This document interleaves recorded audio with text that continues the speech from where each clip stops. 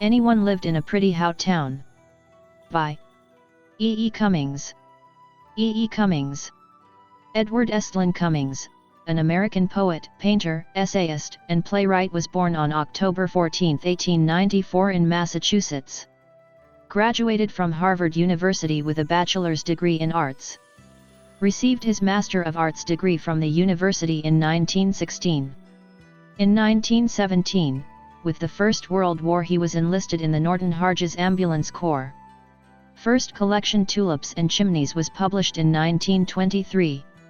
Wrote approximately 2,900 poems, 2 autobiographical novels, 4 plays and several essays. He is associated with the modernist free-form poetry. Died on September 3, 1962 in New Hampshire.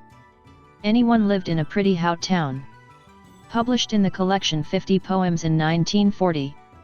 Published with the title Number 29, and the poem is known by its first line. Depicts the life of 2 characters. Indicates the normal standard of life, the desire and pressure to conform.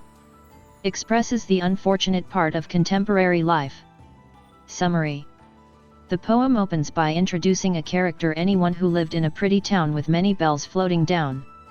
The poet indicates the seasons moving forward, which the character anyone is well aware of. Anyone had the clear idea to accomplish his activities as he has enjoyed what he needs to be and was also a silent observer. The women and the men in that town reaped what they have sown. They have not cared for anyone, and they got the reward of their ventures during the sunshine, rain, and all seasons. The children there guessed that a character named Noon loved him very much and noticed how the love grew.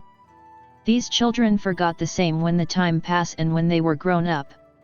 Like the leaves sprouting in the tree, they loved each other and they have shared the joy and grief. The time passes, but anyone's love and everything was all dedicated to her. In the town the marriages happening is also stated by the writer. People married their loved ones and shared their joys and sorrows and slept and woke to achieve their dreams. They have not deviated and were in the same pattern of having their dreams as the time passes. The time is passing with the seasons too moving its routine, and the snow is witnessing how the children lives. The poet is stating that the life of the people will be moving on with ups and downs to reach the end called death. The poet states that one day anyone died and there was only Noon to grieve on his death. She has stopped kissing his face and soon she too died and was buried near anyone by the peoples in that town.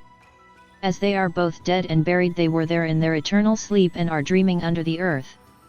They too died during the springtime in the month of April, and their wishes too were buried with them in the grave.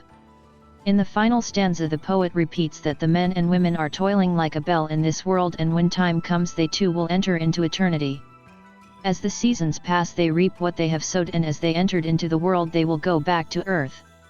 For more videos, like, share, subscribe. Thank you.